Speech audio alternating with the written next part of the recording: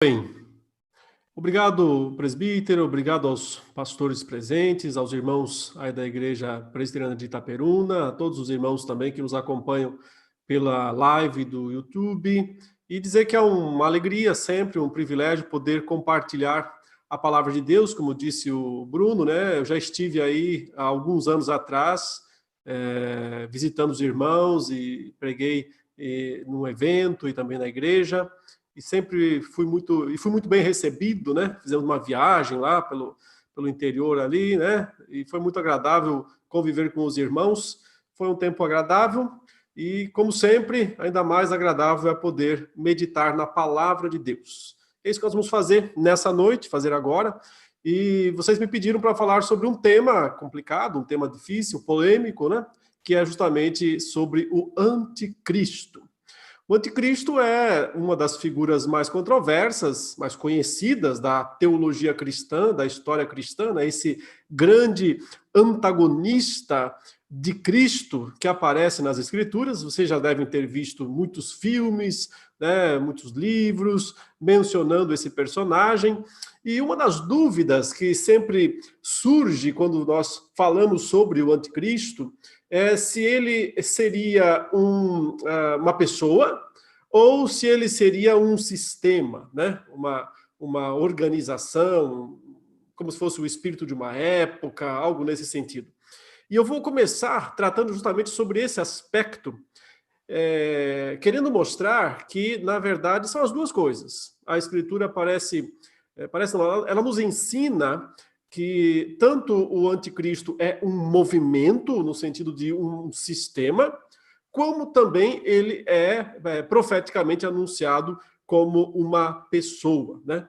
E depois de abordar esse primeiro ponto, eu quero mostrar como o anticristo, nesse sentido, ele está no mundo já há algum tempo, mas ainda espera-se que apareça, né, aquilo que a gente chama de o anticristo final, o escatológico. E mais para frente, quando eu abordar as últimas passagens, eu quero falar um pouquinho sobre como, basicamente, ele vai atuar, né, e o que ele vai fazer, enfim, quando chegar o momento. E para isso, meus irmãos, eu vou precisar, né, compartilhar com vocês a palavra de Deus, a Escritura, e eu vou projetar aqui na tela. Minha imagem vai ficar pequena, mas vocês podem acompanhar, de fato, o que é mais importante, né, do que a minha imagem, que é a imagem da palavra de Deus, das Escrituras. Bom, comecemos com o que o apóstolo João nos ensinou sobre o anticristo. Na verdade, foi ele quem formulou esse termo, né? Nós só encontramos essa palavra anticristo explicitamente com essa formulação, com essa escrita, né, nas cartas, na primeira e na segunda carta de João, onde ele menciona esse termo, né, anticristo, que o apóstolo Paulo não usa, embora aparentemente esteja assim falando da mesma pessoa, lá na sua segunda carta aos Tessalonicenses, que nós vamos olhar daqui a pouquinho, né? E o próprio João, no livro do Apocalipse, ele também não usou o termo anticristo, mas usou uma outra expressão, a expressão besta, né? A besta, e diz respeito certamente à mesma figura, ao mesmo personagem. Mas é aqui, então, como eu disse, na primeira carta de João, onde nós temos pela primeira vez, né, mencionada essa palavra, essa expressão, no versículo 18 da primeira carta, no capítulo 2, onde, então, ele diz o seguinte: filhinhos, já é a última hora, e como ouvistes que vem o anticristo, também agora muitos anticristos têm surgido, pelo que conhecemos que é a última hora. Então, note, começamos com essa expressão. Observem que o apóstolo João está falando com os seus leitores, provavelmente por meados da década de 80 do primeiro século, né? Não do século 20, do primeiro século. João ainda estava vivo, né? O último dos apóstolos, e ele menciona algo que ele diz que os seus leitores já tinham conhecimento, né? Note aí, filhinhos, já é a última hora, e como ouvistes que vem o anticristo, então, de alguma forma, os seus leitores já tinham recebido uma pregação, né, um ensino anterior, falando da vinda do anticristo. Não sabemos se isso significa que eles tiveram acesso aos escritos de Paulo, ou se alguma outra pregação, alguma outra informação eles receberam de alguma outra maneira. O fato é que eles tinham esse conhecimento, eles tinham essa informação. Eles ouviram, uma pregação provavelmente, né? Como ouvistes que veio o anticristo, talvez o próprio João pregou isso para eles, ensinou isso diretamente para eles. E então ele diz, eu já falei para vocês que o anticristo virá. Mas, e aí é o ponto em que ele quer destacar um movimento já presente nos seus dias, ou seja, lá no primeiro século ainda da era cristã, que ele usa aqui com a mesma terminologia anticristo, porém no plural. Ele diz, também agora, então esse agora é lá no ano 80 do primeiro século, muitos anticristos, veja aí, plural, né? Anticristos têm surgido, pelo que conhecemos que é a última hora. Então, note a ligação interessante aqui, né? O anticristo precisa aparecer no fim dos tempos, essa é a ideia. Na última hora, no fim do fim, tem que aparecer o anticristo. Mas aí João diz, só que agora, lá nos seus dias, já tem um monte de anticristos por aí. Então, na verdade, os últimos dias já começaram. Note, isso é o que nos ensina, de fato, o Novo Testamento. O Novo Testamento nos ensina que o fim dos tempos já começou. Né? A gente fica se perguntando, será que nós já estamos no fim dos tempos? Claro, e há muito tempo, desde o primeiro século, o fim dos tempos já foram inaugurados, lá no primeiro século. Os últimos dias, né? Veja que o apóstolo Pedro, quando ele prega aquele primeiro sermão em Atos 2, depois que o Espírito Santo desceu, né, e eles falaram nas línguas das nações, e então foi questionado, né, o que estava acontecendo ali, ele se levantou e disse, irmãos, o que está acontecendo aqui é o que foi profetizado pelo profeta Joel. Eis que nos últimos dias derramarei do meu espírito sobre toda a carne. Ou seja, no entendimento de Pedro, lá naquele sermão, em Atos 2, naquele momento estavam sendo inaugurados os últimos dias, ou a última hora, ou o fim dos tempos. Já estamos, portanto, no fim dos tempos. Mas o que falta? Falta o fim do fim. Se os últimos dias já começaram, falta o último dia, né? O último dos últimos. Esse ainda não chegou. E é nessa relação que nós vemos João falar aqui sobre o anticristo e os, né? Vários, os anticristos. Então ele diz, o anticristo não veio ainda, estamos esperando, ele virá. No fim, bem no fim do fim. Mas os anticristos já estão por aqui. Então, ele fala de um movimento anticristão, né, encabeçado por várias pessoas, que ele chama de anticristos, que vai se consumar, vai se finalizar, né, quando aparecer esse que ele destaca aqui, que um dia vem, né, aquele que vem, o anticristo. Mencionando ainda esses anticristos que já estavam presentes lá nos seus dias, ele diz o seguinte, eles saíram de nosso meio. Entretanto, não eram dos nossos, verso 19, porque se tivessem sido dos nossos, teriam permanecido conosco. Todavia, eles se foram para que ficasse manifesto que nenhum deles é dos nossos. Olha que interessante, né? Ele fala que esses anticristos tinham saído de dentro da própria igreja. Porque, na verdade, o que eles são? Eles são falsos mestres, falsos pregadores, pessoas que ensinam ensinos falsos, doutrinariamente falsos, falsificados, falazes, não bíblicos. Mas eles se apresentam como cristãos.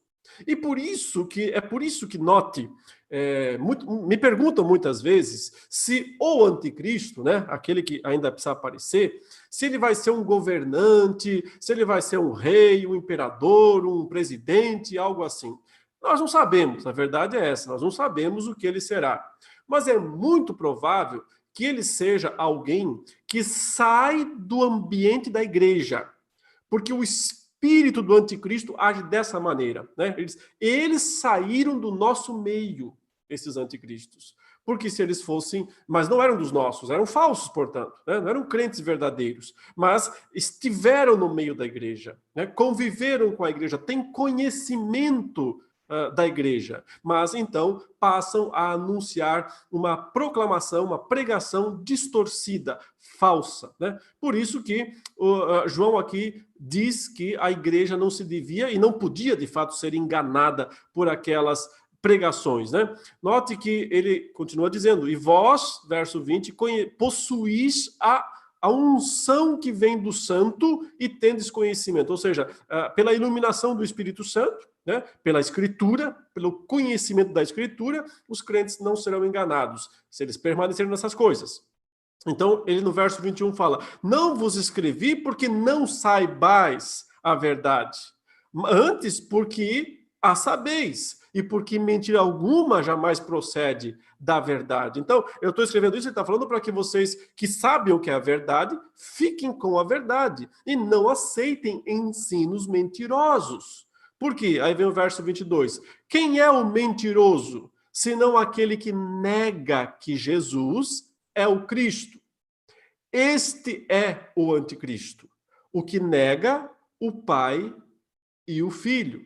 Todo aquele que nega o Filho, esse não tem o Pai. Aquele que confessa o Filho tem igualmente o Pai.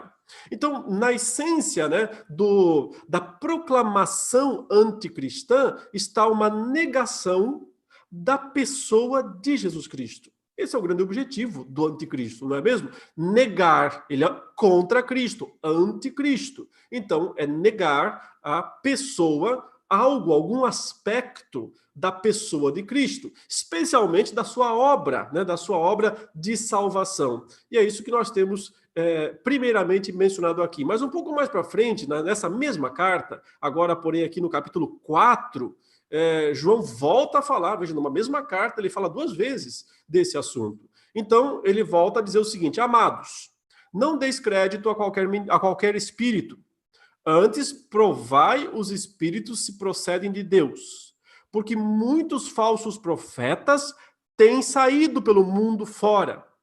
Nisto reconheceis o Espírito de Deus, todo espírito que confessa que Jesus Cristo veio em carne é de Deus, e todo espírito que não confessa a Jesus não procede de Deus. Pelo contrário, este é, olha aí a expressão, o espírito do anticristo, a respeito do qual tendes ouvido que vem e presentemente já está no mundo.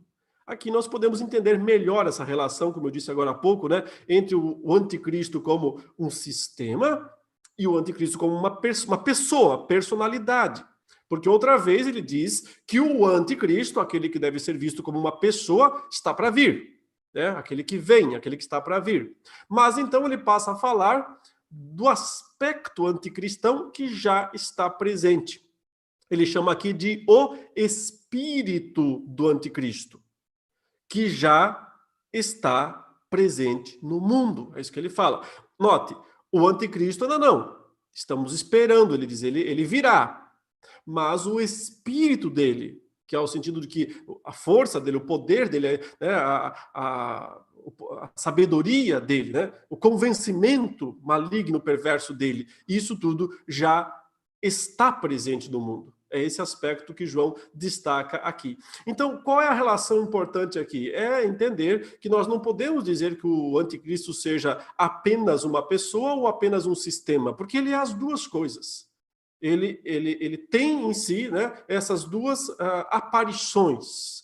Ao longo de toda a história, ele aparece como um sistema de convencimento anticristão, de proclamação anticristã, né, no sentido de pregar doutrinas falsas. E, portanto, lá na frente, quando vier o final, o último, o definitivo, né, anticristo, ele não vai ser algo muito diferente. Mas deixa eu esclarecer um aspecto aqui bem específico do que aqui, especificamente, João chama de espírito anticristão, né? Porque ele fala assim, no verso 2, todo aquele que confessa que Jesus Cristo veio em carne é de Deus, e todo o espírito que não confessa que Jesus, né, a Jesus, ou seja, que ele não veio em carne, né, não procede de Deus. Pelo contrário, este é o espírito do anticristo. Então, olha que coisa interessante, ele está pondo um aspecto aqui específico, e dizendo, isto aqui é o espírito do anticristo. É negar que Jesus veio em carne. O que significa isso? Quer dizer, que negação é essa? Por que isso é tão importante, tão sério, tão decisivo? Aí você tem que entender o espírito da época. Estamos lá no final do primeiro século, né? João está escrevendo essa carta no final do primeiro século. O que está em evidência nesses dias? O que estava, né, em evidência nesses dias em termos de doutrinas, de pregações que estavam crescendo? Né? Estava começando uma heresia que viria a ser chamada, né, conhecida no século II, poucas décadas depois, portanto, de docetismo. O docetismo era uma heresia que ensinava basicamente que Jesus não tinha um corpo físico. Por isso a palavra docetismo, porque vem do termo, da palavra grega dokel, que significa aparência, certo? Então o que aqueles mestres ensinavam? Que Jesus tinha só uma aparência humana, mas já que ele é Deus, ele não podia ter um corpo humano, e portanto ele não tinha carne, só parecia ter, só uma aparência de carne. Eles negavam a encarnação de Jesus, certo? Só que note, por que eles faziam isso, primeiramente? Porque eles eram influenciados por uma filosofia grega que dizia basicamente o seguinte: a matéria é má, toda matéria é má, só o espírito, só os espíritos são bons e são puros. A carne, a matéria é má. Logo, Deus não pode se tornar matéria, se tornar carne, porque isso seria um contrassenso na filosofia deles. Por causa disso, então, eles negavam, né, que Jesus de fato tivesse um corpo humano, um corpo físico. E diziam, não, ele só parecia ter um corpo físico, um corpo humano, mas não era um corpo de carne. Ele não veio em carne, como dizem, certo? E isso João está dizendo que era a pregação do anticristo, a pregação anticristã.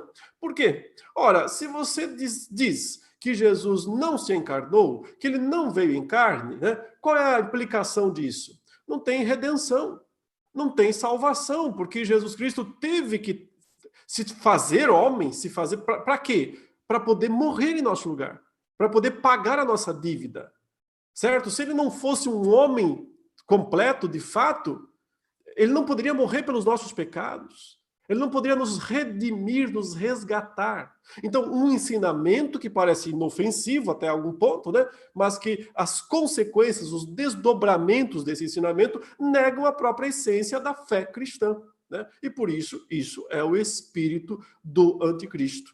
Então, no caso aqui especificamente, é isso o que o apóstolo João está combatendo e está dizendo que é uma pregação anticristã.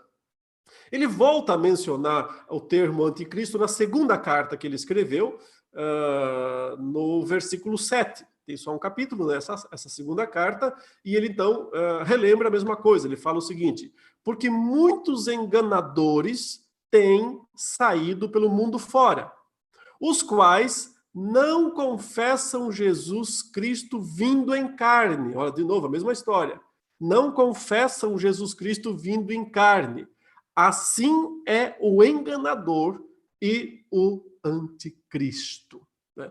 Então, antes de tudo, observe, né, que a palavra anticristo, ela é usada por João nas suas cartas, né, e é o único lugar em que ela aparece. Eu relembro mais uma vez esse dado, essa informação. Ela é usada na Bíblia para descrever a atitude de alguém que ensina algo contrário à doutrina cristã, né? À teologia cristã. É um falso mestre, é um falso apóstolo, é um falso pregador. Então, isso, portanto, eu quero reafirmar, né? Quem quer que seja o anticristo que ainda tem que aparecer, ele certamente será alguém de dentro da igreja. alguém de dentro, né, que vem dos arraiais, de alguma forma, da igreja, porque ele é alguém que vai negar, né, e convencer o mundo de doutrinas falsas, contrárias à fé cristã. Então, esse é um aspecto aí que precisa ser lembrado, entendido por nós. Mas essa relação entre sistema, né, que João chama aqui de o espírito do anticristo, e o anticristo que tem que aparecer, João ilustra isso no livro do Apocalipse. Lá ele o faz, né, através de um símbolo, de um grande animal, que ele chama uma besta, né, e eu quero então agora ler esta passagem, que está aqui no capítulo 13 de Apocalipse, onde João diz o seguinte, no verso 1, vi emergir, né, subir do mar uma besta. Besta aqui é uma fera, um monstro, né? Uma coisa monstruosa. Uma besta que tinha 10 chifres e 7 cabeças. Olha quantas cabeças, né? 7 cabeças. E sobre os chifres, 10 diademas. Ou seja, muitos símbolos aqui que falam, nos lembram de rei mesmo, de alguém com autoridade, de alguém com poder, né? Veja, sobre os chifres 10 diademas e sobre as cabeças nomes de blasfêmia.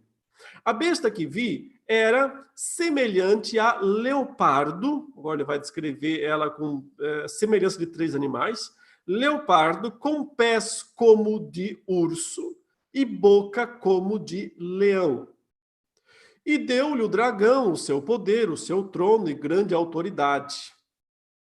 Então vi, agora a comparação, né? Ele mencionou 7 cabeças, mas agora ele diz uma de suas cabeças como golpeada de morte. Então morreu, né? Foi morta essa cabeça. Mas essa ferida mortal foi curada. E toda a terra se maravilhou seguindo a besta e, consequentemente, né, adoram o dragão. Essa besta que aparece aqui no capítulo 13 é o primeiro grande instrumento do dragão, Satanás, né, para perseguir os crentes. Porque no capítulo 12, se você estudar esse capítulo, você percebe que houve o momento da ascensão de Cristo, a sua subida aos céus. O capítulo 5 diz que ele pegou o livro da mão direita do Pai, começou a abrir os seus selos, é uma descrição simbólica da sua autoridade nos céus. A autoridade que Cristo conquistou nos céus, porque ele nasceu, se fez carne, portanto, né? Carne, morreu, pagou a dívida dos nossos pecados, ressuscitou, venceu a morte e subiu aos céus. E ao subir aos céus, ele se torna Rei dos Reis e Senhor dos Senhores, né? Domínio total, absoluto sobre céu, terra e debaixo da terra, né? É assim que Filipenses 2 diz, o Senhor Jesus foi levado até o trono de Deus para que ao nome dele se dobre todo o joelho nos céus, na terra e debaixo da terra. Isso é uma realidade presente, não é futura. Não é só futura também, mas presente acima de tudo. É agora já que toda céus, terra e debaixo da terra tem que reconhecer o senhorio, o reino, né? O reinado de Cristo.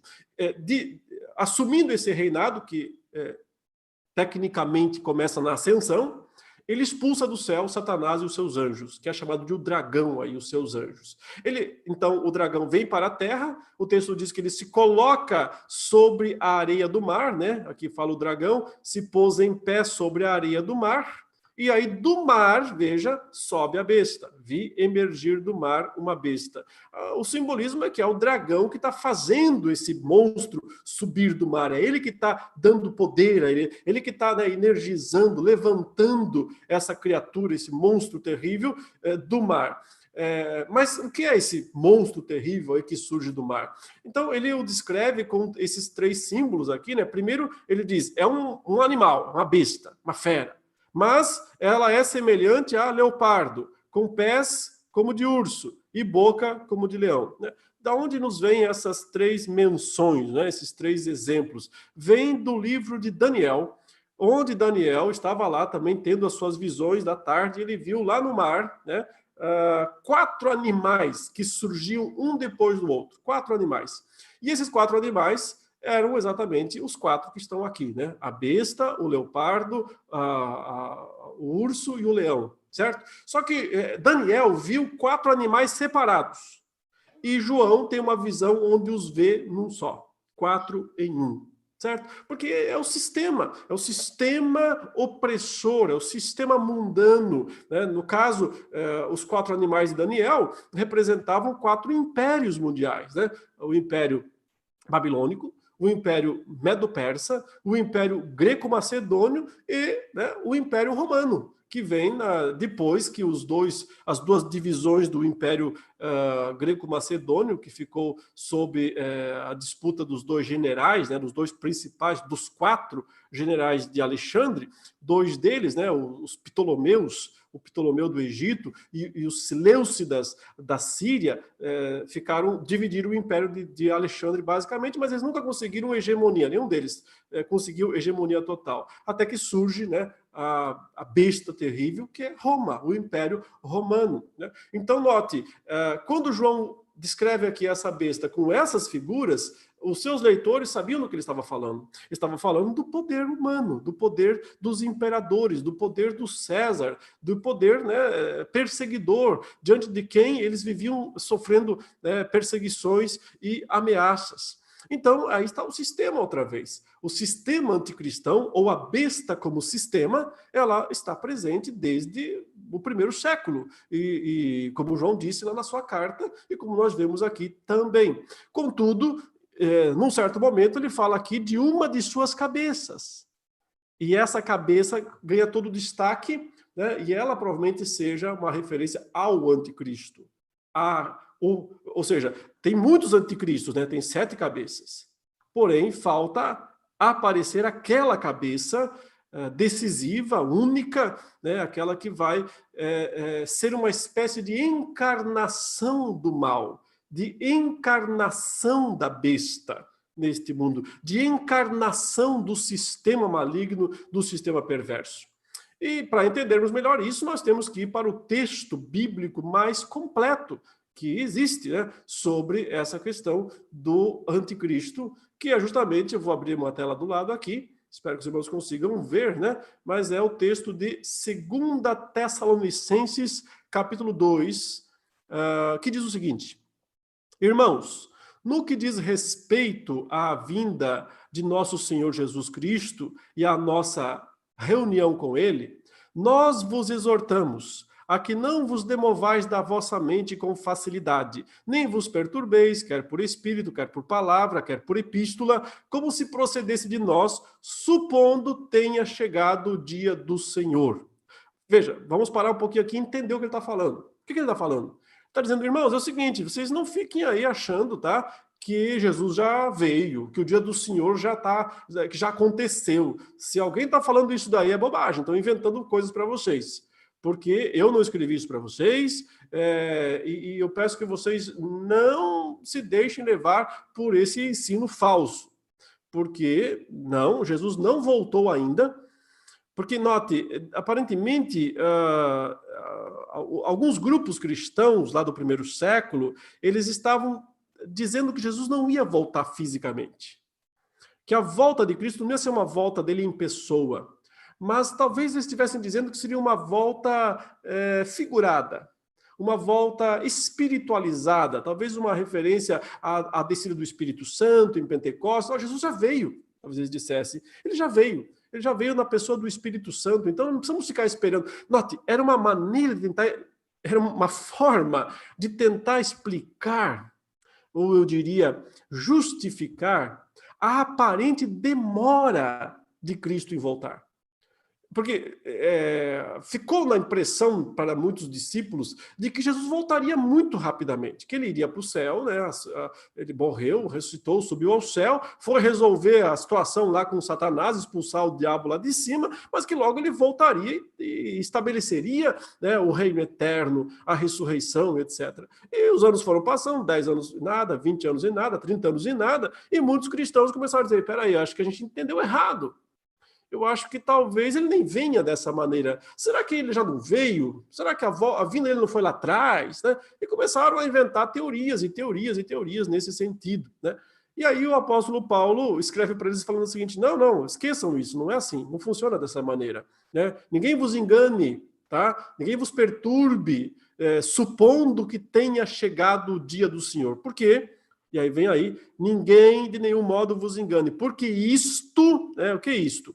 O dia do Senhor, a vinda do Senhor, a nossa reunião com Ele, né? Quanto à vinda do nosso Senhor. Então, isto não acontecerá sem que primeiro venha a apostasia e seja revelado o homem da iniquidade, o filho da perdição, o qual se opõe e se levanta contra tudo que se chama Deus ou é objeto de culto, a ponto de assentar-se no santuário de Deus, ostentando-se como se fosse o próprio Deus.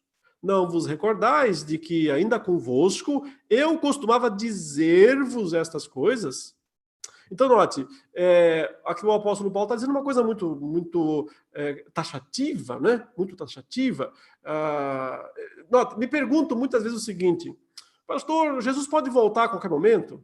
Ele pode voltar agora, nesse exato momento? E eu digo, não pode. As pessoas dizem, como assim, pastor? Como é que pode falar isso que não pode voltar agora? Não sou eu, é Paulo que está falando. O apóstolo Paulo está dizendo, não, ninguém vos engane, nenhum modo vos engane, porque isto não acontecerá, isto o quê? Né? O dia do Senhor, a vinda de Cristo, a nossa reunião com Ele, isto não acontecerá sem que primeiro, tem que acontecer algo primeiro, Jesus, o apóstolo Paulo aqui, inspirado pelo Espírito Santo, está dizendo, tem que acontecer algo primeiro. E o que é que tem que acontecer primeiro? A plena manifestação da apostasia, ele fala, que se dará quando for revelado o homem da iniquidade, o filho da perdição. Então, sem que venha o anticristo, Cristo não vem. É isso que Paulo está dizendo. Primeiro, o anticristo tem que aparecer. Primeiro, aquilo que ele chama de homem da iniquidade, filho da perdição. Note os termos humanos aqui, tá? Para não haver dúvida de que ele não está falando de um sistema. O homem da iniquidade e o filho da perdição. Então, as duas palavras aqui, homem, filho. E desse modo nós podemos ver, né, que não parece ser justo, né, dizer que o anticristo possa ser um mero sistema. Ele existe como sistema, sim, já vimos.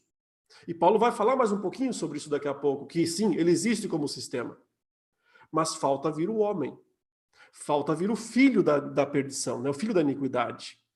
Falta vir o anticristo, aquele que nós devemos chamar de o anticristo escatológico, o final, o definitivo. Vejam mais um pouco aqui o que o texto diz.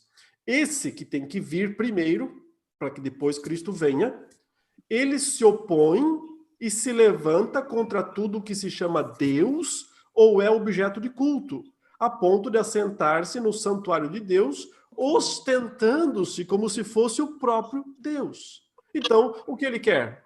Ele quer ocupar o lugar de Deus, né? Ocupar o lugar de Cristo. É isso, de fato, que ele quer fazer. Ocupar o lugar de Deus e ocupar o lugar de Cristo na igreja. Porque o que seria esse santuário que o texto menciona aqui, né? Muitos cristãos, por causa dessa palavra, né? Santuário, eles passam a conjecturar que um templo vai ser reconstruído em Jerusalém e que lá o anticristo vai se estabelecer no período final da tribulação. Mas, assim, é muita ficção, né, em cima de um texto que não está descrevendo nada disso. É uma interpretação muito avançada, muito forçada, quando, na verdade, nas epístolas paulinas, a palavra santuário se refere ao povo de Deus. Vós sois santuário de Deus, Paulo disse. Vós sois o templo do Espírito Santo. Então, Paulo não está falando do templo de Israel.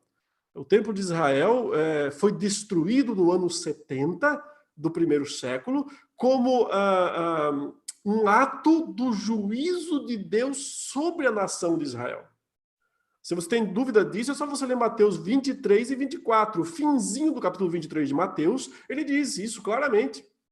Que contas, ele diz, seriam pedidas, cobradas daquela geração de judeus.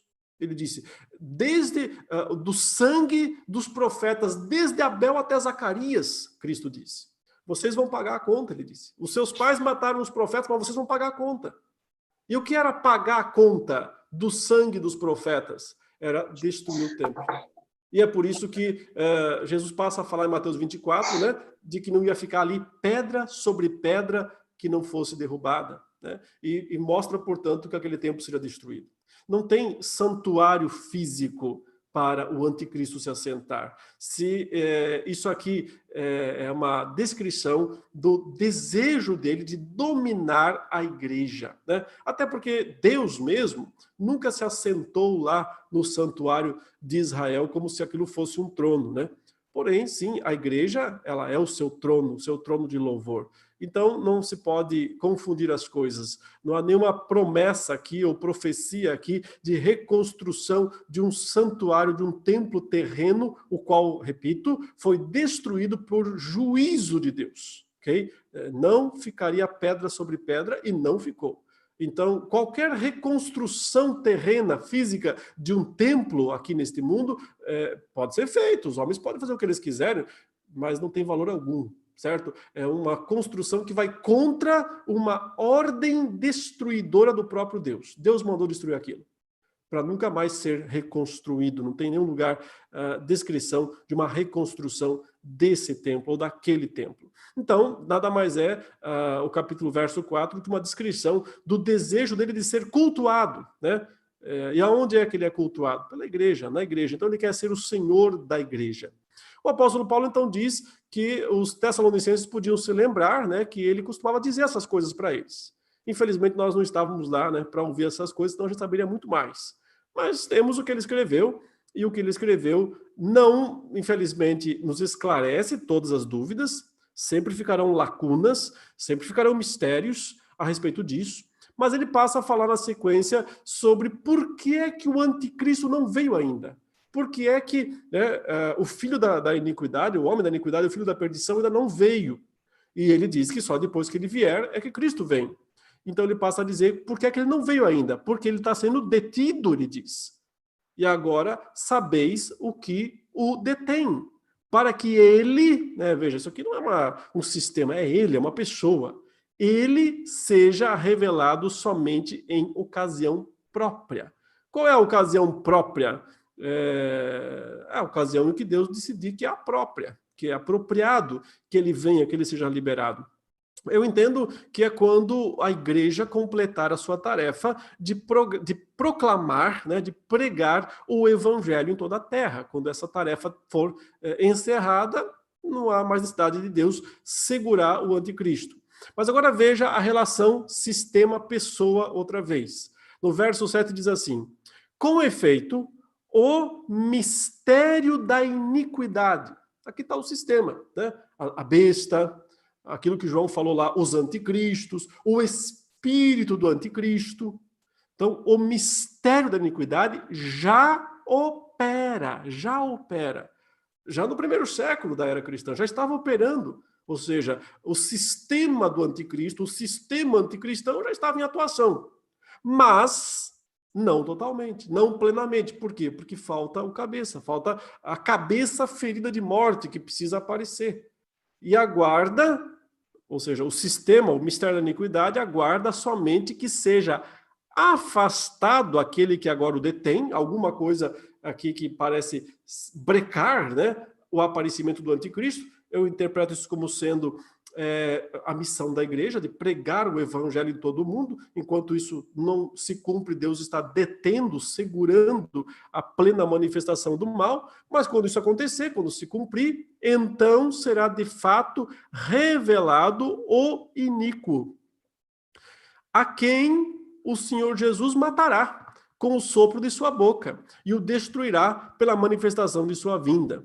Então é interessante porque ele anuncia, né, a vinda do anticristo e já o fim dele. Ele vem e vem para levar pancada, vem para ser destruído, porque o Senhor Jesus o matará. Dá para matar só homem, né? Não dá para matar uma parede ou uma construção, um sistema sem vida. O Senhor Jesus matará ele com o sopro da sua boca e o destruirá pela manifestação da sua vinda.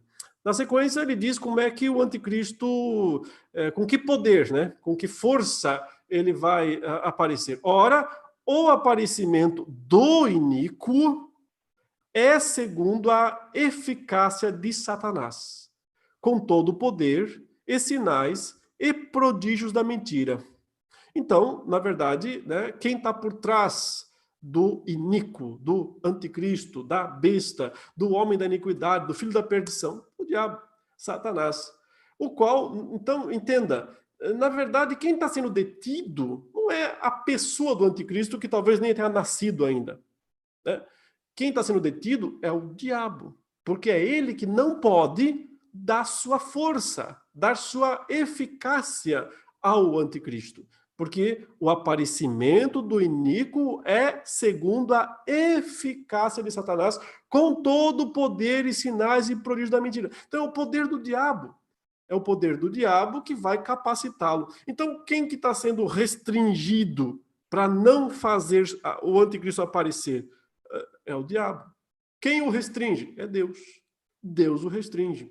Então, nesse sentido, conforme a visão escatológica milenista, né, durante toda a era cristã, que vai da primeira até um pouquinho antes da segunda vinda de Cristo, o inimigo está detido para não poder fazer aparecer o iníquo, o homem da iniquidade, o filho da perdição. No final, ele é solto, o diabo é solto, para poder fazer isso acontecer.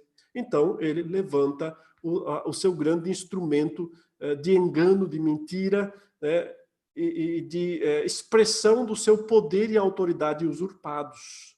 Né? Mas por que Deus vai fazer isso acontecer? Uma pergunta que sempre Deus diz, mas por que Deus vai deixar no fim da história aparecer esse anticristo? Por que ele faz, ele deixa agora mesmo ter tantos falsos profetas, tantos anticristos? E a resposta de Paulo é a seguinte, ele diz aí, por quê? Porque não acolheram o amor da verdade para serem salvos. Então é porque as pessoas rejeitam a verdade. Porque as pessoas não estão interessadas na verdade.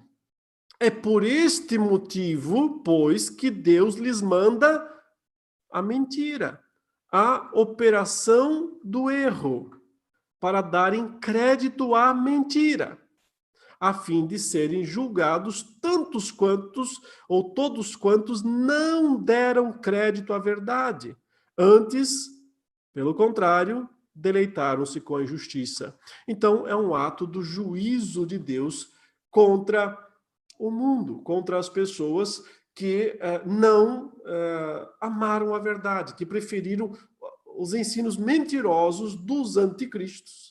E que, quando vier o anticristo, obviamente vão abraçar, né, com toda a ênfase, porque a vida inteira eles só permaneceram no engano. Então, por que é que Deus vai permitir? Por que Deus permite os anticristos? Juízo. Por que ele vai permitir o anticristo final, escatológico? Juízo, a mesma coisa. Consequentemente, todos aqueles que amam a verdade, amam a palavra de Deus, não precisam ter medo de serem enganados pelo anticristo. Foi o que João disse lá no comecinho, primeiro texto que nós lemos, ele falou, vocês têm a unção do santo, vocês têm a verdade, vocês têm a palavra de Deus. Então, todos aqueles que permanecem na verdade não serão enganados na mentira do diabo, na mentira de Satanás. Em resumo, meus irmãos, né, é isso que eu gostaria de falar sobre a pessoa do anticristo. Agora, em seguida, o Bruno pode retornar, se ele estiver aí, né, e dirigir o momento de perguntas aí que os irmãos tiverem. Olá, reverendo. Chegaram aqui várias perguntas. E eu quero começar com uma que diz assim: Jesus pode voltar sem que exista uma identificação clara do anticristo? Essa pessoa, esse ser, isso vai ser muito claro? Todo mundo vai conseguir identificar? Ou como que funciona isso? É o que Paulo disse, né? Ele tem que aparecer antes, ele não vem, Jesus não vem sem que primeiro apareça esse anticristo. Mas, note, boa parte das pessoas vai pensar que ele é o Cristo. Por isso ele é o anticristo. Certo? Porque ele ocupa, ele se faz passar, ele é o falso profeta. Então, não é que todo mundo vai identificá-lo como anticristo, não, senão seriam enganados. Serão enganados por ele, certo? Mas por que serão enganados por ele? Porque gostam de ser enganados. Porque durante a vida inteira eles curtiram os falsos profetas, os falsos pregadores, os falsos mestres. Fizeram carreata com essa gente, né? Então, foram a vida inteira, eles não quiseram a verdade, eles não quiseram a Escritura, não quiseram a palavra de Deus, preferiram, né, as mensagens aí de prosperidade, as mensagens de paz e conforto e tudo mais, né, que é atrativo, obviamente, aos homens. Quando o anticristo aparecer, ele é a consumação de tudo isso. Então é o que Paulo disse, eles não amaram a verdade, eles preferiram a mentira, eles preferiram a fraude, eles preferiram a falsa pregação, o falso profeta, e é por isso que eles vão ser enganados. Vão achar que estão seguindo o verdadeiro Cristo, mas na verdade estarão seguindo o anticristo. Perfeito. A segunda pergunta é a seguinte: no período da Reforma Protestante, tudo apontava para o fim, porque havia apostasia, o Papa assumindo o lugar de Cristo. Eu gostaria sobre isso. Certo. Veja, os reformadores, se eu tivesse lá no século XVI, né, se eu fosse um dos alunos da escola dominical de Lutero ou de Calvino, né, tivesse lá com eles, eu não teria dúvida, é o Papa. Não pode ter um mais claro, porque de fato o Papa do século XVI, ele reunia em si mesmo todas as principais características de um anticristo. Ele reunia teologia, né, igreja, poder estatal, dinheiro, ele tinha tudo para ser o anticristo, de fato. Por isso e de fato ele era um, né? Só que hoje sabemos, porque a história não acabou, né? Porque a história continuou, sabemos que ele não era o anticristo escatológico, né? Mas foi o anticristo da época. Cada época tem o seu anticristo, cada época tem os seus anticristos. E nada impede que no futuro o anticristo seja um papa ou um pastor. Né? Nada impede que ele seja um presbítero, hein, Bruno? Talvez. Não.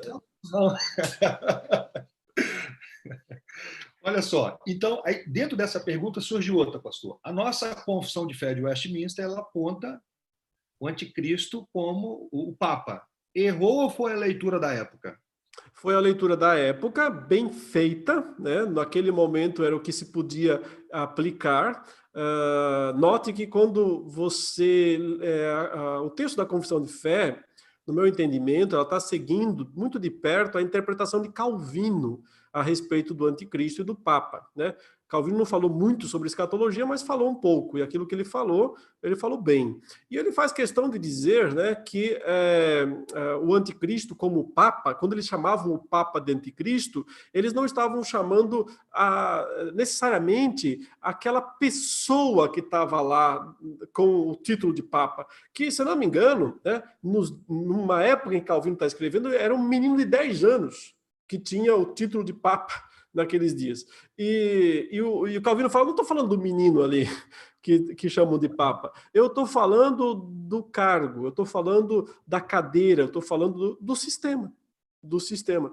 E, sim, aquilo ali era o sistema do anticristo, o sistema anticristão da época, o que tinha de melhor, o que tinha de mais identificável, né? Só que, note, não acabou, né? A história não terminou, Jesus não veio ainda, e nem o anticristo final e definitivo. Talvez ele seja um papa. Se ele for, aí os teólogos de Westminster não eram só teólogos, mas eram profetas também. Vamos ver. Perfeito, perfeito. Pastor, tem várias perguntas aqui. Surgiram várias perguntas.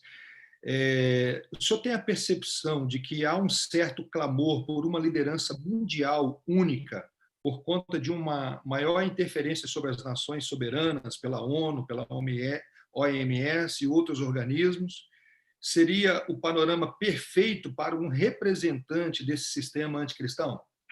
É muito difícil dizer isso, e essas análises geopolíticas elas são muito complexas, né?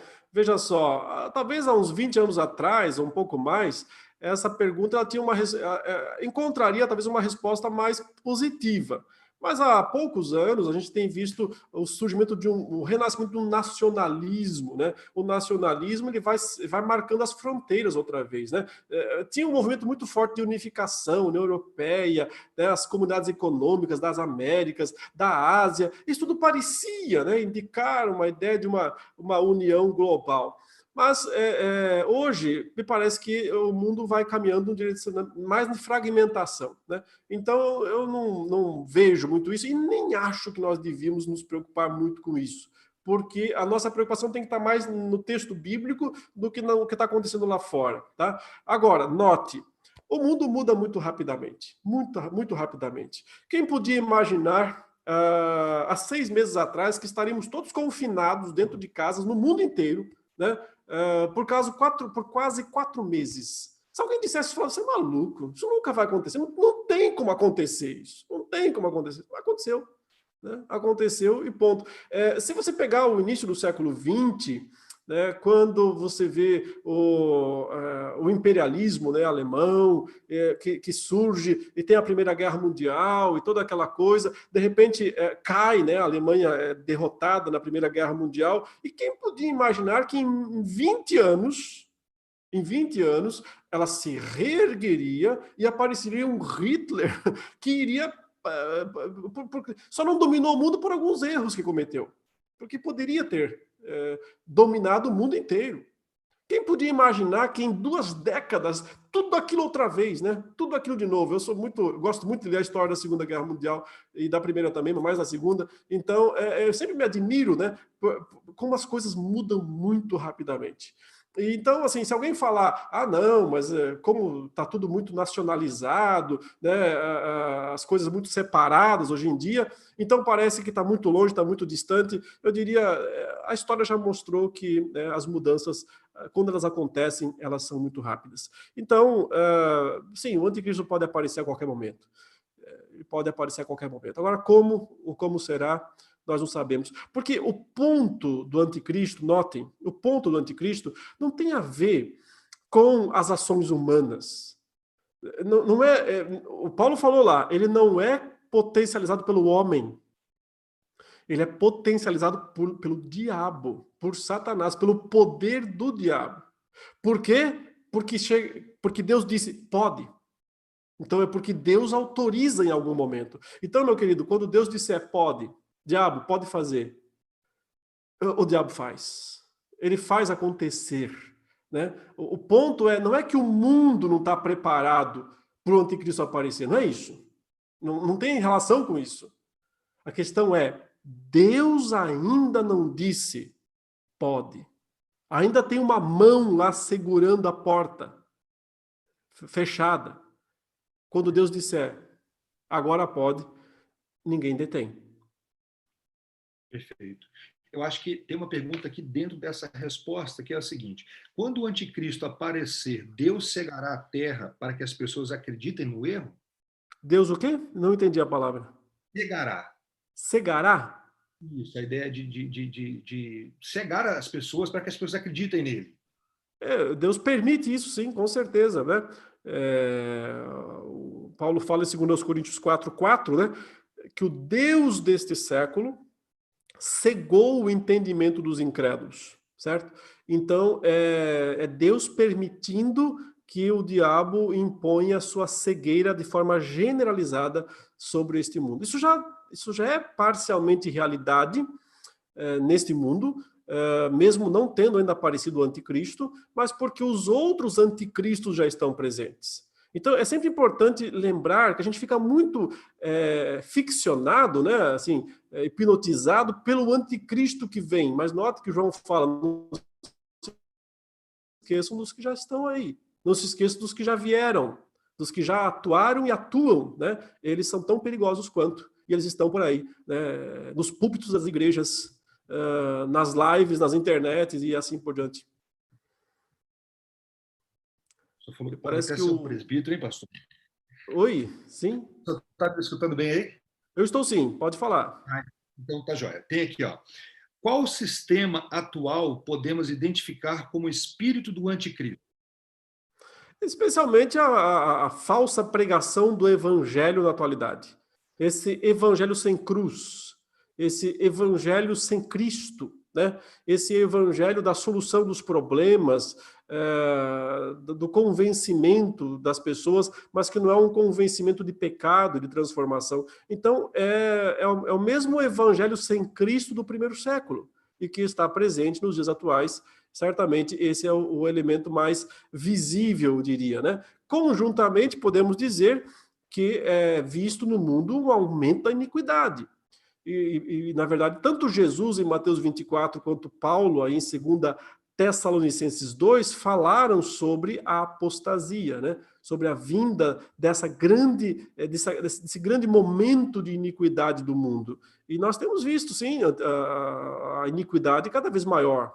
Só que, por outro lado, às vezes Deus dá uma refreada no mal, dá uma freada, né, na iniquidade. Então, tem que esperar, né, para ver as coisas rolarem.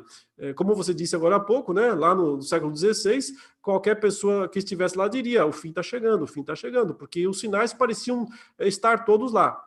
Só que não chegou, né? Deus ainda tinha muita coisa boa por fazer para o mundo. Então, se Deus, na sua misericórdia, ainda tiver mais tempo, né, como Pedro fala na sua segunda carta, no capítulo 3, quando ele fala: não retarda o Senhor a sua promessa, como alguns a julgam demorada, antes ele é longânimo para convosco, não querendo que ninguém pereça, senão que todos cheguem ao conhecimento da verdade, né, ao arrependimento. Então, se Deus ainda tiver muitos eleitos para serem salvos, de todas as tribos, raças, línguas e nações, pode ter certeza que ele vai segurar a porta fechada para não deixar o anticristo aparecer. E isso é bênção, né? Porque salvação ainda está acontecendo, salvação ainda é a palavra de ordem, o evangelho ainda é o poder de Deus para a salvação de todo aquele que crê. Boa. Eu me lembro, um dia desse eu estava numa live e o senhor falou algo assim que me chamou muita atenção, que foi quem estava vivendo o período da reforma poderia fazer essa leitura, né? E quantos avivamentos aconteceram depois daquele período escuro da história, não é? Depois disso teve as missões mundiais. Depois disso teve, né, a evangelização do Brasil, a evangelização da China, da Índia, né, de tantas partes do mundo. Depois disso teve 3 avivamentos. Então, é impressionante o que Deus fez depois ainda disso. Então, a gente não pode dizer que... A questão é essa, né? A gente não sabe o quanto o mundo ainda pode piorar, né, em termos de iniquidade, e também não sabemos o quanto Deus ainda pode agir poderosamente nesse mundo com sua misericórdia, né? Perfeito. Mas se Deus já tem os seus escolhidos, por que ele permite todo esse acontecimento? Ele permite porque é para revelar o seu plano, revelar o seu propósito, testar a fé dos seus eleitos, dos seus escolhidos. Ou, do contrário, Deus não tinha nem criado o mundo, né? Ele podia ter feito só uns robozinhos, uns... Então, esse é o tipo de pergunta tola, desculpe, é inútil, né? Porque é a pergunta que não quer olhar para o texto bíblico, não quer olhar para a realidade de que Deus sempre está pondo as coisas em teste, desde o começo, mas não é porque Deus não sabe, ou não conhece, ou não tem seus planos, muito pelo contrário, é porque ele quer mostrar, né, a realidade dos seus planos. Então, o fato de Deus ter seus eleitos, seus escolhidos, não significa que Deus não queira testar a fé desses eleitos, esses escolhidos, não significa que Deus não queira que o evangelho seja pregado a todas as tribos, raças, línguas e nações, né? Uma coisa não tem nada a ver com a outra, não elimina em absolutamente nada a outra verdade, a outra realidade. Certo. Pastor, o anticristo, para que o anticristo venha, é necessário que o evangelho seja pregado em todas as nações, não é isso? Sim. É preciso que isso aconteça. Até que ponto, não é? Pode perguntar. Até que ponto o avanço tecnológico facilita o aparecimento e as ações do anticristo? Bom, eu prefiro dizer que ele facilita o aparecimento e a pregação do evangelho, antes de tudo, certo? Porque já que tem que ser pregado de uma forma o mais, né, ampla possível, o mais global possível, só que eu não caio em contas do tipo, quantas nações ainda tem que ser alcançadas. Esse tipo de conta, essa matemática não se encaixa com a Bíblia, né? É o máximo possível, mas só Deus sabe quando. Só Deus sabe quando vai se cumprir. Assim, tecnicamente, se eu for dizer, eu vou dizer o seguinte: quando o último eleito ouvir a pregação do evangelho, pode o anticristo aparecer. Agora, quem tem detector, né, de eleito para saber quando que o último ouviu, quando o último vai ouvir? Então tem que pregar o mais generalizadamente possível. Tem que usar todos os recursos, todas as ferramentas para isso. Então, esses recursos, essas ferramentas, eles são muito mais, eu entendo, graça de Deus, misericórdia de Deus, para que nós usemos, né, para que a missão seja cumprida, do que, porque o inimigo não precisa disso. O inimigo poderá usar, como eu disse agora há pouco, ele vai ter todo o poder do diabo à sua disposição, né? E não é pouco poder, né? Não se enganem, é muito poder, que Deus permite, claro. Sem a permissão de Deus, nada acontece. Perfeito. Agora, tem 3 perguntas aqui em uma. É a seguinte: como ter a certeza que o anticristo ainda não veio? A vinda de Cristo vai ser um ato contínuo ao aparecimento do anticristo ou pode ter um lapso de tempo entre os 2 eventos? Ele já Certo. veio? Como ter certeza de que ele ainda não veio? Porque não apareceu nenhuma figura ainda com essa envergadura, né? Não apareceu ninguém candidato suficiente, né, a esse título. Já apareceram muitos que podem ser chamados de anticristos. Hitler era um anticristo? Sim, sim, um deles. Nero, claro, com certeza, um deles. E assim, pode colocar vários papas aí, podem colocar vários pastores aí, pode colocar um monte de gente nessa longa genealogia do mal, né? Dessa longa genealogia anticristã, que não é uma genealogia de sangue, né? É uma coisa muito mais espiritual. Mas ainda não apareceu aquela pessoa, certo? Que se opõe e se coloca contra tudo que se chama Deus, o objeto de culto, aquela que assume, né, o domínio sobre todas as coisas. O sistema já está aí, faz tempo. Cada vez mais operante, cada vez, Paulo fala, ele opera, né? Então, operando desde o primeiro século. Mas falta a cabeça aparecer, o cabeça do sistema. E esse não tem nenhum candidato aí que possa atualmente se identificar com ele, né? Esperemos para ver. Se pode haver um lapso, então, aparentemente, se vai haver, né? Porque o anticristo ele tem que ter um tempinho para fazer alguma coisa aqui nesse mundo, senão, para que também Deus ia deixar ele aparecer, né? Ele vai ter um tempinho para poder, né, enganar, né, o espírito da mentira, do erro que Deus envia. Mas aparentemente não é muito tempo, é pouco tempo, porque o Senhor voltará em seguida. Mas se nós não podemos dizer quanto tempo, porque senão a gente podia marcar a volta de Cristo, né? Era só dizer, apareceu o anticristo, bom, daqui 3 anos e meio em ponto, como alguns acham, né? Jesus vai aparecer. Então dava para marcar a volta de Jesus. Mas a volta de Jesus não pode ser marcada, porque ninguém sabe o dia nem a hora. Então, não dá para saber, mas aparentemente não vai demorar muito. Essa destruição dele através do sopro, né, que o texto diz, logo no final. Jesus volta e envia ele para o inferno logo, não é isso? Isso, a ideia é que ele o destrói com o sopro da sua boca. É interessante isso, né? Porque a gente sempre fica imaginando uma grande batalha no fim dos tempos, né? Uma batalha cheia de exércitos, os filmes lá, tal, o anticristo, o falso profeta, todo mundo. Aí vem Jesus, aí uma guerra. Interessantemente, o texto não descreve nenhuma batalha assim ao estilo Hollywood, né? Simplesmente Jesus vem e esmaga os seus inimigos, pisa, acabou. Não tem guerra, não dura nada. É um piscar de olhos. O que ele precisa para destruir esse grande, né, homem poderoso? Soprar, só um sopro. Soprou, morreu. Então, porque é o poder incomparável de Cristo, né, em relação aos seus inimigos. Por isso que a ideia não é uma luta entre os dois, não é uma guerra entre os dois, certo? O ponto é que o Senhor autoriza a aparição do anticristo para julgar aqueles que não deram crédito à verdade, né? E no final vem e o destrói, sem resistência alguma. Pastor, voltando à questão da Igreja Romana, o papado atual, ele, de alguma maneira, eles estão usurpando os ofícios de Cristo, ou não? Esse sistema atual, Sim. nós poderíamos dizer que é um espírito do anticristo agindo? Como que o senhor entende essa questão da Igreja Romana e principalmente da liderança em relação a isso? Eu creio que sim, eu creio que ainda faz parte do grande sistema, né, do anticristo. Muito enfraquecido, é verdade, muito limitado, sem grandes atuações nesse sentido, né, mas realmente você não vê, né, no papado, nas grandes decisões aí, qualquer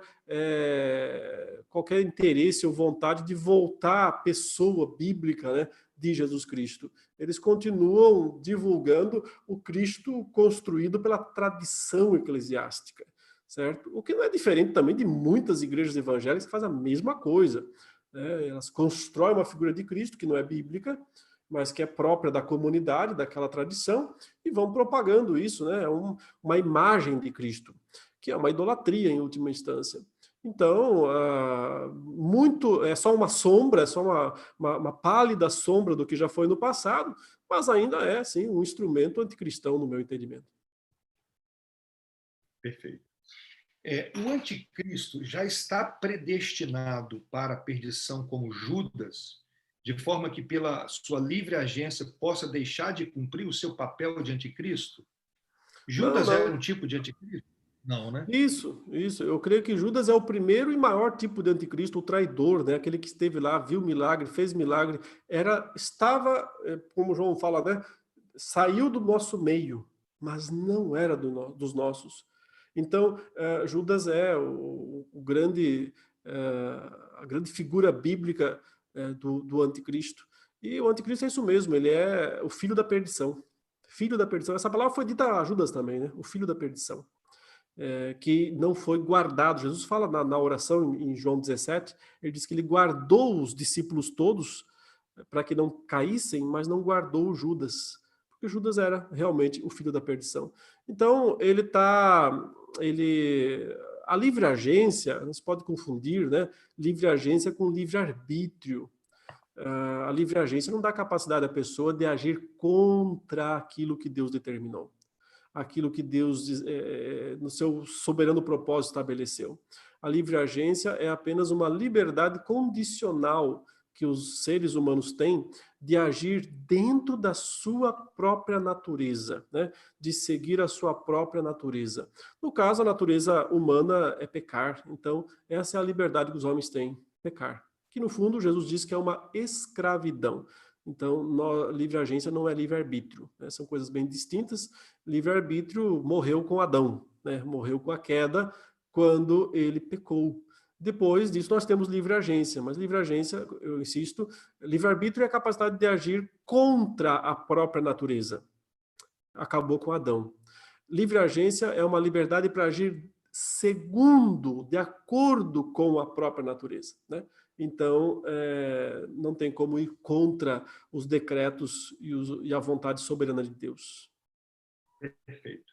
Chegou aquela pergunta esperada. O que significa a marca da besta? Bom, aí só uma outra palestra, né, para poder explicar com os detalhes isso, porque realmente o assunto é bastante complexo, mas no livro do Apocalipse, né, tentando responder o mais resumidamente possível, a marca da besta é uma marca de identificação ou de submissão, né? Ela é colocada na testa e na mão, e a ideia é que provavelmente um símbolo, né, da mente e da ação, ou seja, vontade e atitudes submissas à besta, submissas ao sistema anticristão, submissos ao diabo, né? Ao sistema satânico, ao sistema demoníaco. E as pessoas que têm esta marca são as que vivem tranquilamente no mundo, elas têm tudo que o mundo pode oferecer, comprar, vender, fazer tudo. Mas as pessoas que não têm essa marca, elas vão sendo postas para fora do sistema, elas vão perdendo as oportunidades, elas vão perdendo as condições de fazer as coisas. Então, isso se manifestava no primeiro século, lá nas 7 igrejas da Ásia, exatamente no dia a dia dos cristãos das 7 igrejas da Ásia. Porque quando eles se submetiam aos padrões idólatras do Império Romano, né, a religião idólatra do Império Romano, quando eles ouviam os falsos pregadores, os falsos profetas, aqueles que diziam Jesus não veio em carne, e que, portanto, diziam a carne é má, e você pode participar dos rituais, você pode ir lá e participar dos bacanais, das festas, do que quer que seja, porque não atinge o seu espírito. Era isso que ensinavam os nicolaítas, os baalamitas lá de Tiatira, né? De Pérgamo, os seguidores de Jezabel lá em Tiatira, basicamente liberavam as pessoas a pecar, a fazer o que quisessem no mundo e continuar sendo cristãs. Essas pessoas não sofriam sanções, elas não sofriam perseguições do império, elas eram bem vistas pelo império, né? Mas quando os cristãos, como Antipas, que é mencionado também em Pérgamo, e como tantos outros, se recusavam a cumprir, né, aquilo que a religião imperial exigia, o que aconteceu com eles? Não compravam, não vendiam, eram postos para fora das sociedades comerciais, eram postos para fora dos relacionamentos lucrativos da época, e é claro que muitas pessoas, quando essas coisas apertam, elas acabam cedendo, elas acabam indo, né, voltando ao mundo e fazendo aquilo que o mundo exige. Então, a marca da besta é um símbolo, desde o primeiro século, de uma submissão, né, aos interesses e ideais do dragão para ter vantagens pessoais, para que aquele que faz isso obtenha vantagens pessoais. É possível, eu não nego isso, é possível que no fim dos tempos, como tudo se aprimora no fim dos tempos, né?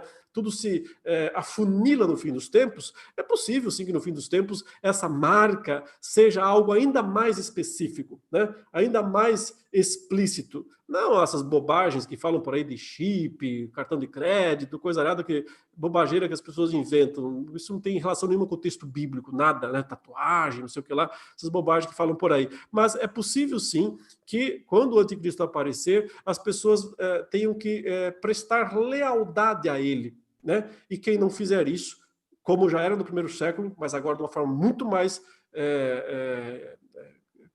concisa, vão ser postos para fora, né? E vão não poder comprar, não poder vender, não poder negociar e assim por diante. Mas agora mesmo, né? Agora mesmo é muito difícil viver neste mundo, fazer negócios, ter empresa, ter emprego, onde tudo nos força a pecar contra Deus através dessas coisas. E por isso muitos cristãos cedem, muitos cristãos entram no vale tudo do mundo para ganhar o sustento, né? Isso é marca da besta. Sempre esteve presente no mundo desde o primeiro século, está presente exatamente agora e no futuro ainda mais, né? Ainda mais. Mas todo cristão verdadeiro, todo cristão fiel à palavra de Deus, ele jamais se deixa enganar pela marca da besta, jamais. Porque ele sabe que ela é um teste de fé, ele sabe que ela é uma negação da pessoa de Cristo. Porque o espírito do anticristo, João disse, é isso, é negar a pessoa de Cristo. Então, é muito simples. Se você não quer jamais receber a marca da besta, é muito simples. Jamais negue a Cristo. Jamais negue a Cristo, nem por falas, palavras, ações, no caso, por proposições, né? Mas também não negue por ações ou por omissões. Nunca negue a Cristo. Porque o que é negar a Cristo, né? Muitas vezes é deixar ele de lado para fazer uma coisa contrária a ele. Isso é uma negação da nossa fé. Então, não quer correr risco de receber a marca da besta? É simples. Nunca negue a Cristo em nenhuma circunstância. Perfeito, perfeito.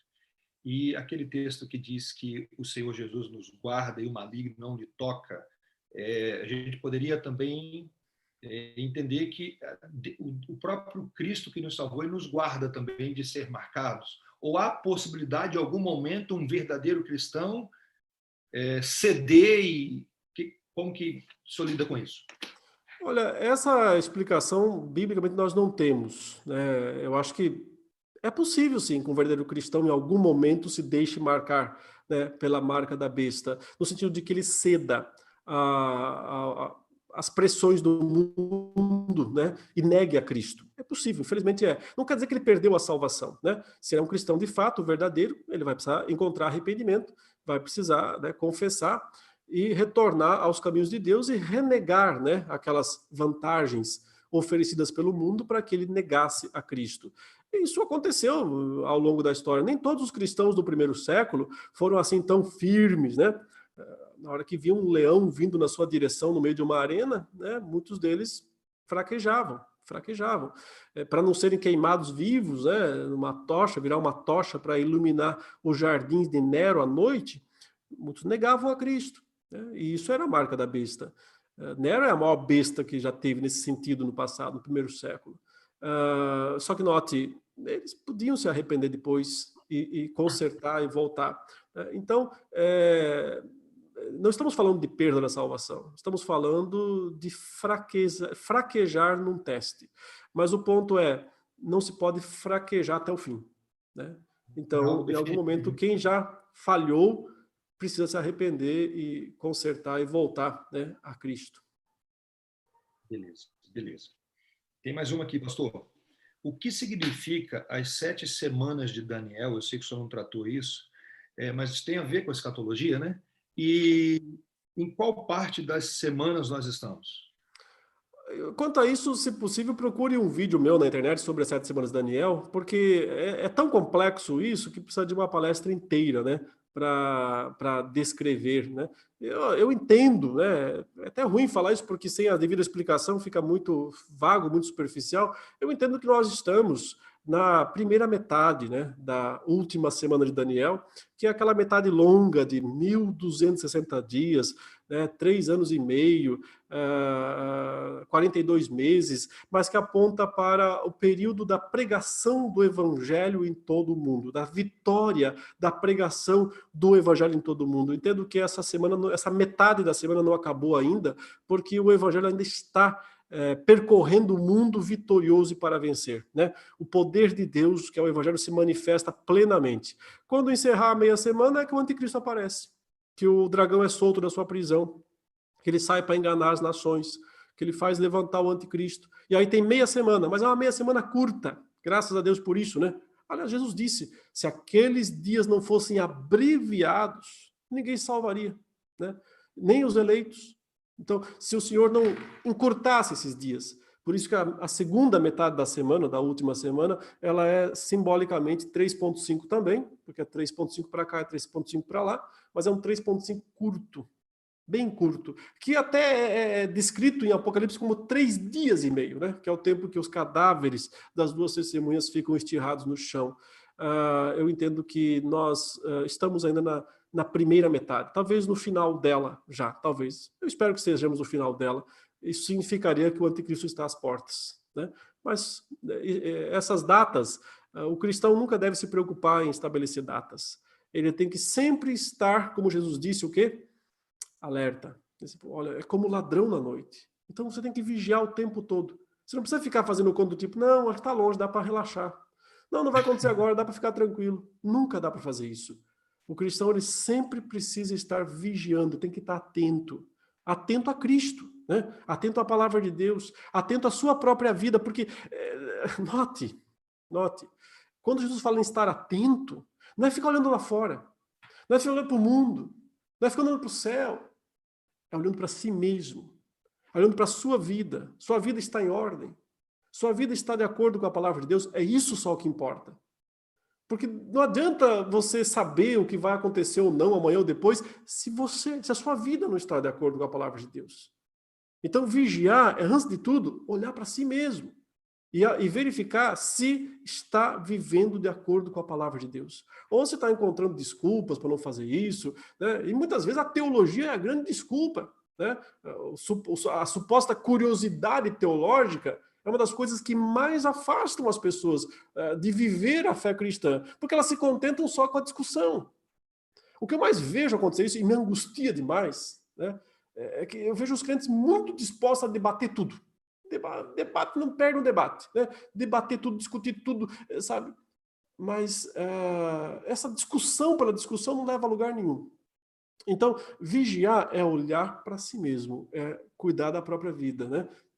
Como Paulo falou para Timóteo, tome cuidado de você e da doutrina. Cuida de você mesmo e da doutrina. Tem gente demais preocupada com os outros, demais. pronto para encontrar todos os defeitos, todas as falhas, todos os problemas dos outros, certo? Mas nem um pouco preocupadas consigo mesmas. Então, Paulo fala, cuide de você mesmo e da sua doutrina. Porque o anticristo, o que ele faz? Ele destrói a doutrina e destrói a esperança. Perfeito, perfeito. Pastor, o senhor falou que aquele texto onde diz que ao ponto de se assentar-se no santuário de Deus, não é algo literal, porque há uma corrente escatológica que diz que há uma necessidade de se reconstruir o Templo de Jerusalém, e parece que já existe lá em Israel pedras separadas para reconstrução, existe isso tudo, né? Então, isso não tem nada a ver uma coisa com a outra? Não, tem que combinar com os russos, né? Não adianta só arrumar as pedras, senão vai combinar com os russos, porque é o seguinte, tem uma mesquita lá em cima, que é simplesmente a segunda mais importante do Islã. Quero ver tirar aquele negócio de lá, tá? Então, combina com os russos primeiro, né? Se vai botar pedra lá antes, que senão o negócio não vai dar certo, não vai funcionar muito bem. E se fizerem, podem reconstruir o templo que quiser lá, ele não vale mais nada, porque o véu do santuário já foi rasgado, e quem rasgou foi Deus. Não foram os homens que rasgaram. Deus rasgou de cima para baixo, sabe? O véu do santuário. Deus já mostrou que não tem mais aquilo, aquilo não vale mais nada, aquilo cumpriu uma função importante, válida, na velha aliança, ok? Mas a velha aliança acabou.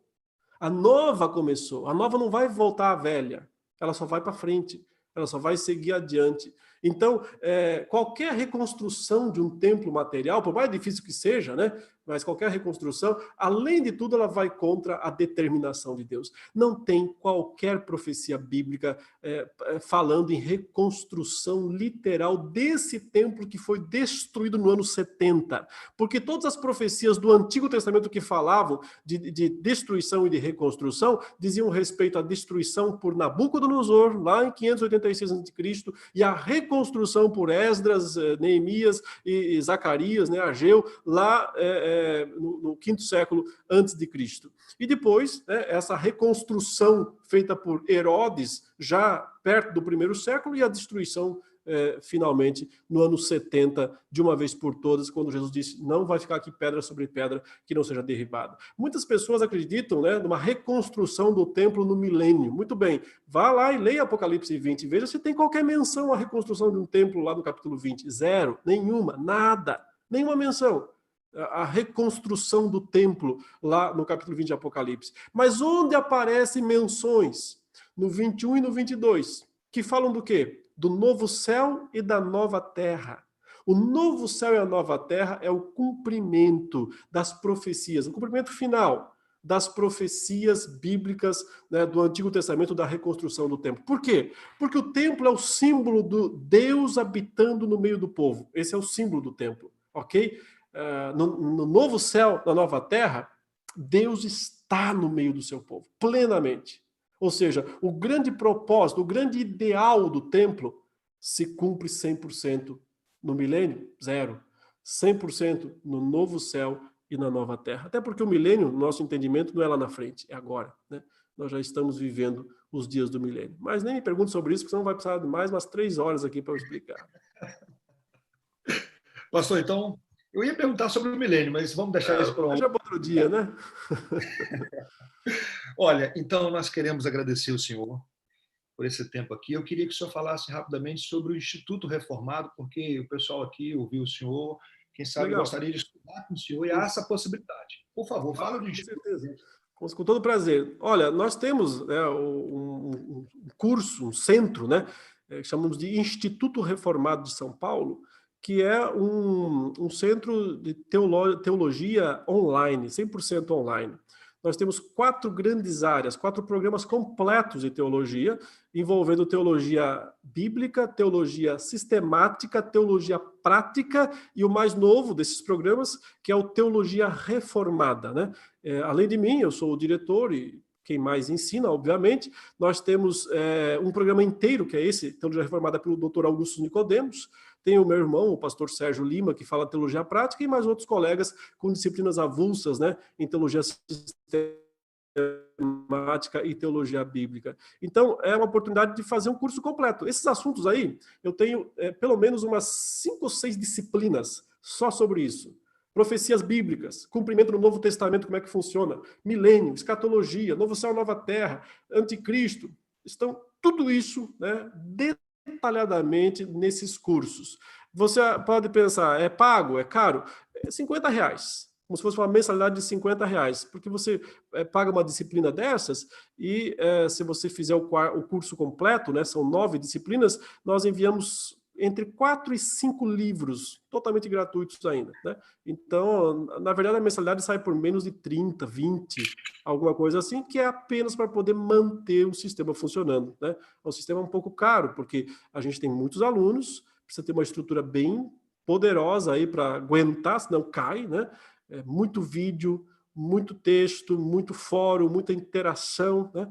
E os alunos que participam, que se matriculam agora, né, no Instituto, estão vendo aqui essa live que os irmãos estão aqui dentro, né, do Zoom participando? Então, pode participar toda quinta-feira comigo e com Augusto Nicodemos, nós sempre estamos juntos nas quintas-feiras, por 1 hora e meia, só falando e respondendo as perguntas dos alunos. Hoje aqui, os irmãos responderam perguntas mais genéricas. Assim, naquele dia, eu abro o microfone aí para o irmão, e o irmão pergunta direto para mim ou para o Augusto, nós respondemos na hora. Toda quinta-feira, quem participa, quem se inscreve nos cursos pode participar também dessa aula ao vivo. Então, assim, é uma oportunidade, irmãos, muito difícil de encontrar, muito rara de encontrar, com a boa qualidade, né, do Instituto e com acessibilidade, né?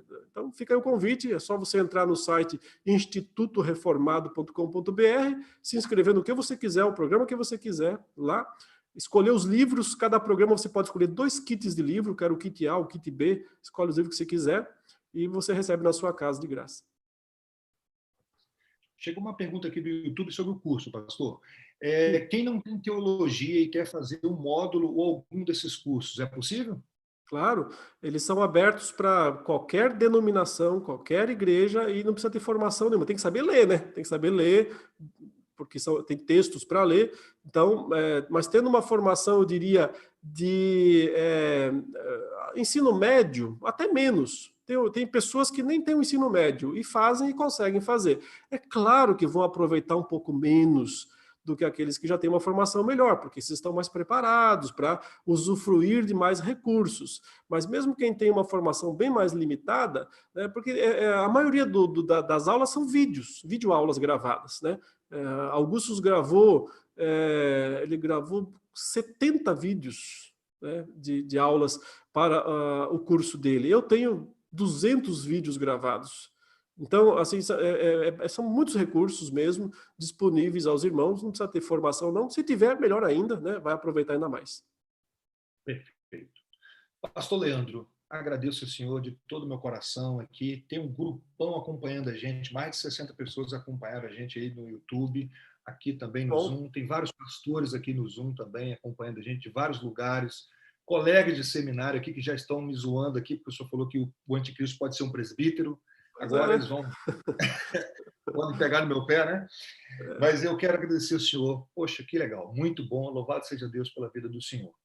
E eu queria que o senhor orasse pela gente e depois nós vamos tirar uma foto nossa aqui do Zoom para a gente encerrar essa programação. E eu quero dar um aviso sobre quarta-feira, que é o pastor Heber Campos Júnior vai estar com a gente. Heber também dá uma disciplina no Instituto, a disciplina sobre o ser de Deus e as suas obras. Irmãos, muito obrigado, tá? Pela participação, pela oportunidade, pelas perguntas feitas, boas perguntas importantes. Claro que a gente nem sempre consegue responder tudo como eu gostaria, o tempo é curto, mas obrigado pela participação e pelo convite aí. Vamos orar e vamos louvar a Deus. Senhor, somos gratos por tudo que tens nos dado, te louvamos, te bendizemos pela tua misericórdia infinita sobre as nossas vidas e suplicamos-te no nome do Senhor Jesus que tu continues a nos sustentar e a nos guardar até aquele dia bendito em que Cristo voltará para resgatar a sua igreja, a sua noiva, a qual somos nós, o teu povo, eleitos em Cristo Jesus. Tenha misericórdia sempre da tua igreja, fortalece, sustenta em dias de tribulação. Nós te louvamos e pedimos perdão pelas nossas falhas, Senhor, pelos nossos pecados. Tenha misericórdia sempre das nossas vidas. Oramos em nome de Jesus. Amém. Amém.